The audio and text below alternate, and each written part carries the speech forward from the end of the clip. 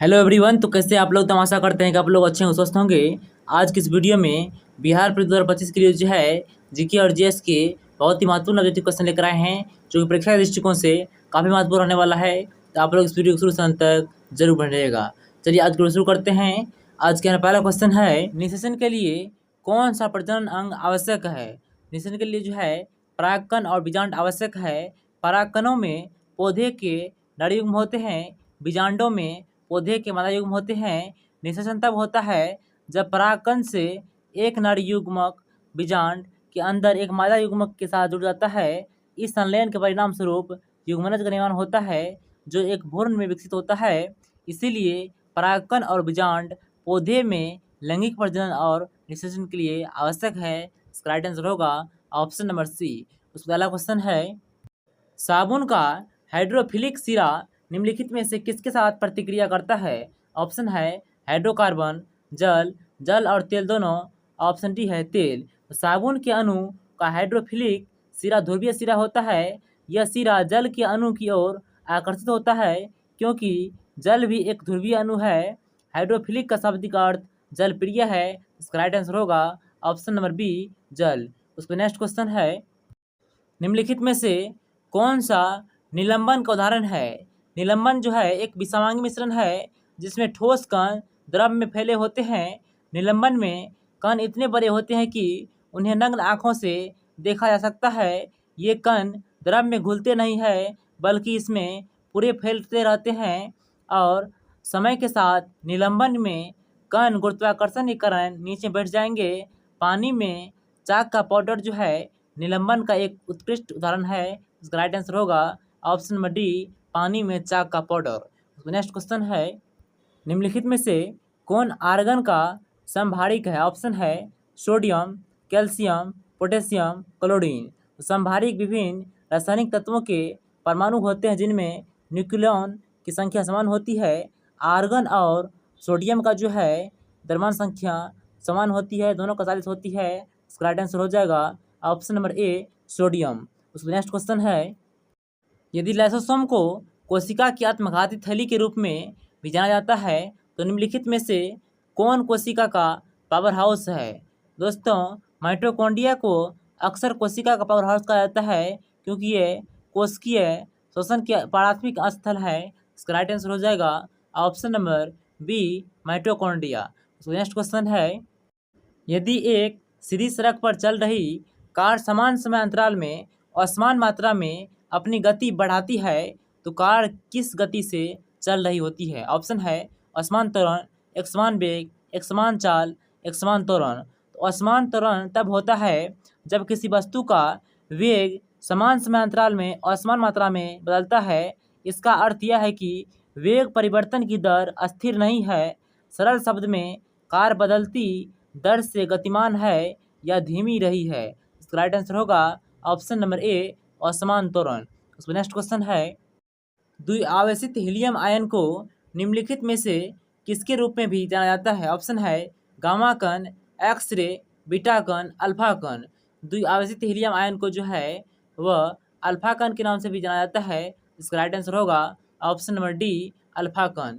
उसका अगला क्वेश्चन है, अंडाशय द्वारा नियंत्रित कार्य से संबंधित सही विकल्प का चयन करें। तो अंडाशय महिला का प्रजनन अंग है, जो मासिक धर्म चक्र में एक केंद्रीय भूमिका निभाते हैं।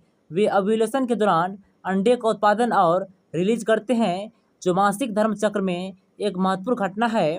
अंडाशय हार्मोन का स्राव करते हैं, मुख्य रूप से एस्ट्रोजन और प्रोजेस्टेरोन, जो मासिक धर्म चक्र को नियंत्रित करते हैं। तो सही आंसर होगा ऑप्शन नंबर डी, मासिक धर्म चक्र। उसका नेक्स्ट क्वेश्चन है, जैसे तापमान बढ़ता है, पदार्थ के कणों की गतिज ऊर्जा शून्य हो जाती है, घट जाती है, बढ़ जाती है, समान रहती है। तो कणों की गतिज ऊर्जा पदार्थ के तापमान के समानुपाती होते हैं। जैसे जैसे तापमान बढ़ता है, कण तेजी से गति करते हैं, जिससे उनकी गतिज ऊर्जा में वृद्धि होती है। इसका राइट आंसर होगा ऑप्शन नंबर सी, बढ़ जाती है। तो नेक्स्ट क्वेश्चन है, जब हम किसी बस में ड्राइवर की ओर मुँह करके खड़े होते हैं और बस अचानक सीधी चलना शुरू करती है, तो हम गिरने लगते हैं दाहिने और बाईं ओर, आगे पीछे।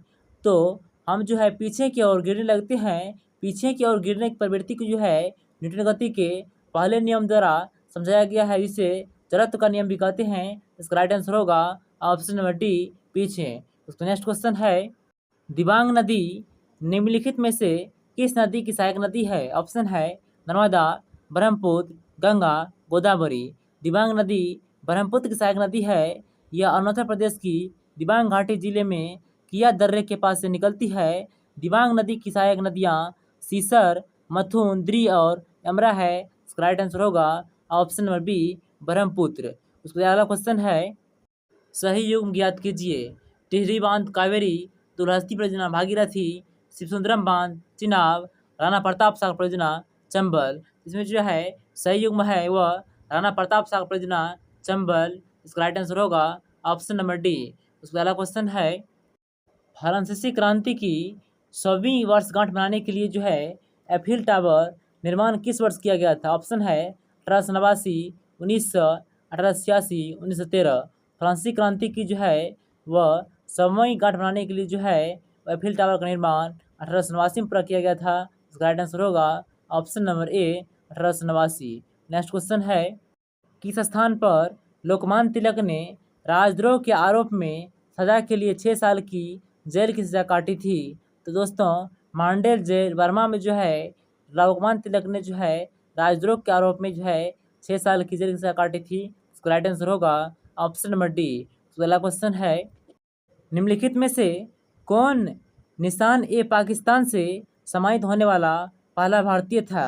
दोस्तों मोरारजी देसाई एकमात्र भारतीय है जिन्हें भारत और पाकिस्तान दोनों से सर्वोच्च नागरिक पुरस्कार भारत रत्न और निशान ए पाकिस्तान प्राप्त हुए हैं। इसका राइट आंसर होगा option number B, Morarji Desai.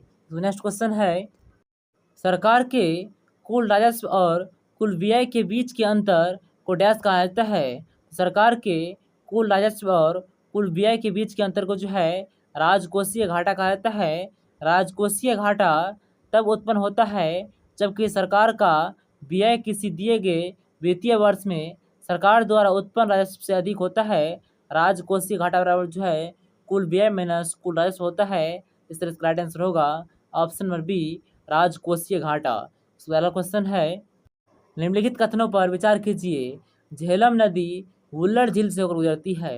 तो एशिया की सबसे बड़ी मीठे पानी की झीलों में से एक है वुल्लर झील, जम्मू और कश्मीर में स्थित है, जहां झेलम नदी से पानी प्रदान करती है। इसका सही आंसर होगा ऑप्शन नंबर ए, झेलम नदी वुल्लर झील से होकर गुजरती है। इसका अगला क्वेश्चन है, औरंगाबाद में बीबी का मकबरा निम्नलिखित में से किस मुगल बादशाह की बेगम की याद में बनाया गया है? ऑप्शन है शाह आलम, बहादुर शाह जफर, औरंगजेब, जहांगीर। तो औरंगजेब ने अपनी प्रिय बेगम रबिया दुर्रानी की याद में 1660 में जो है औरंगाबाद में एक मकबरा बनवाना शुरू किया था, जो 1669 ईस्वी में बनकर तैयार हुआ था। यह बीबी का मकबरा के नाम से प्रसिद्ध है। यह दक्षिणी का ताजमहल भी कहा जाता है। इसे काला ताज और द्वितीय ताज भी कहा जाता है। तो सही आंसर होगा ऑप्शन नंबर सी, औरंगजेब। तो नेक्स्ट क्वेश्चन है, आईपीसीसी जलवायु परिवर्तन की जांच करने के लिए एक निकाय है। आईपीसीसी का पूर्ण रूप क्या है? दोस्तों जलवायु परिवर्तन से संबंधित विज्ञान का आकलन करने के लिए जो है संयुक्त राष्ट्र संघ ने जो है आईपीसीसी की स्थापना की थी, और इसका पूर्ण रूप जो होता है वह inter governmental panel on climate change होता है। इसका राइट आंसर होगा ऑप्शन नंबर ए। तो नेक्स्ट क्वेश्चन है, पहली बार किस आंदोलन के दौरान वंदे मातरम भारतीयों का लोकप्रिय गीत बन गए? स्वदेशी आंदोलन के दौरान जो है पहली बार वंदे मातरम लोगों का लोकप्रिय गीत बन गया। भारत में वायसराय लॉर्ड कर्जन द्वारा जो है 1905 में बंगाल के विभाजन के साथ स्वदेशी आंदोलन शुरू हुआ और 1911 तक जारी रहा। इसका सबसे ज़्यादा प्रभाव बंगाल में था। भारत में इसे वंदे मातरम आंदोलन के रूप में भी जाना जाता है। सही आंसर होगा ऑप्शन नंबर डी, स्वदेशी आंदोलन। तो आज के इस वीडियो में इतना ही। इसी के साथ फिर मिलते हैं नेक्स्ट वीडियो में नेक्स्ट क्वेश्चन के साथ।